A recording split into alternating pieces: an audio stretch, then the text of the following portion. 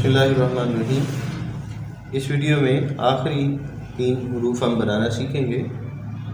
हमज़ा का जो सिरा है वो जैसे आप पहले आइन बनाना सीख चुके हैं वैसा ही बनेगा। सिर्फ फ़र्क ये है कि यहाँ से आप तकरीबन एक कद के बाद इसे छोड़ देते हैं और ये हमज़ा बन जाता है। फ़ारसी लिखने वाले बाज़ औक़ात उर्दू में भी हमज़ा की दूसरी शक्ल इस्तेमाल करते हैं, जैसे कि नेक टाइप या जिसे बो कहा जाता है उसकी शक्ल का। ये का जो आगाज़ है वो हम तकरीबन 2 कद ऊपर से करते हैं और इसे यहाँ तक लेके रहते हैं, यानी यहाँ से ये 2 कद है और फिर यहाँ पर हम ये छोटी मद्दा बनाते हैं और ये उल्टी होगी, उल्टी छोटी मद्दा, और उसके नीचे हम ये का जो दायरा है वो खींचते हैं। दायरे का इख्तिताम इसकी गर्दन के बराबर होगा। अब आप देखेंगे कि यहाँ से भी ये तकरीबन 2 कद है।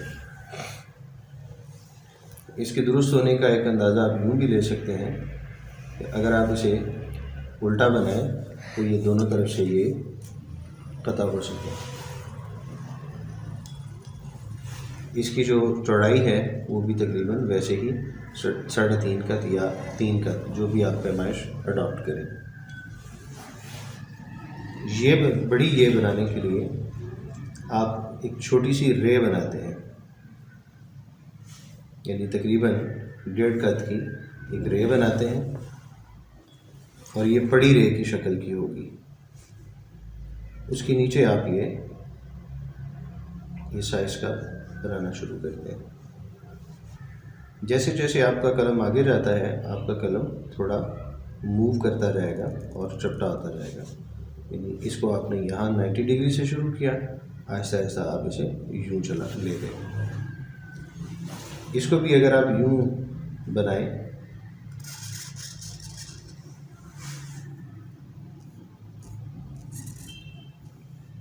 तो ये रेप्लिका होगा। इसे हम उल्टा भी बिल्कुल वैसा बना सकते हैं। ये के लिए एक और चीज़ का ख्याल रखिए कि जब हम इसे यूँ बनाते हैं, ये नीचे वाला हिस्सा जब हम बनाते हैं, इसके ऊपर अगर हम इस तरह से ये बनाएं तो इसकी शक्ल बिल्कुल मछली की तरह बन जाएगी।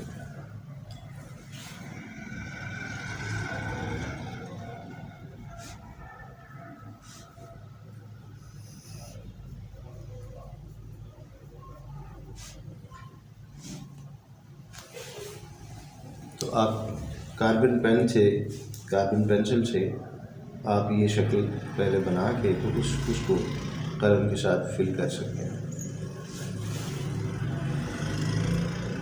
अब तक हमने तख्ती सीखी है, हमने हुरूफ की तख्ती सीखी है, यानी हुरूफ की शक्लें कैसे होंगी जब इनकी शक्लें पुख्ता हो जाएं, इनके ऊपर हाथ आपका पुख्ता हो जाए या रासिख हो जाए, तो उसके बाद फिर हम आगे हुरूफ के जोड़ बनाने, पैबंद बनाने, या फिर उसको हम कहते हैं पट्टियाँ, यानी पट्टियों की मशक फिर इसके बाद शुरू की जाती है।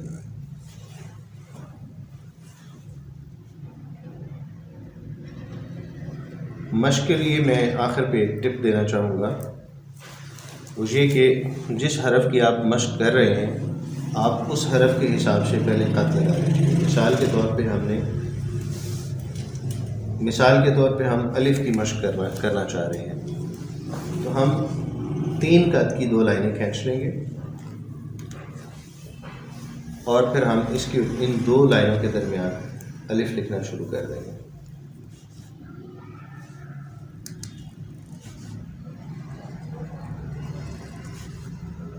और अगर हुरूफ की समझ ना आ रही हो तो प्रिंट आउट्स ले लीजिएगा, हम आपको मशक़ें मुहैया कर देंगे PDF में, उनके प्रिंट्स ले लीजिएगा, क़त आप उसी हिसाब से काट लीजिएगा और फिर खाली कलम के साथ बग़ैर स्याही के उनके ऊपर आप لکھنے کی پریکٹس کریں گے۔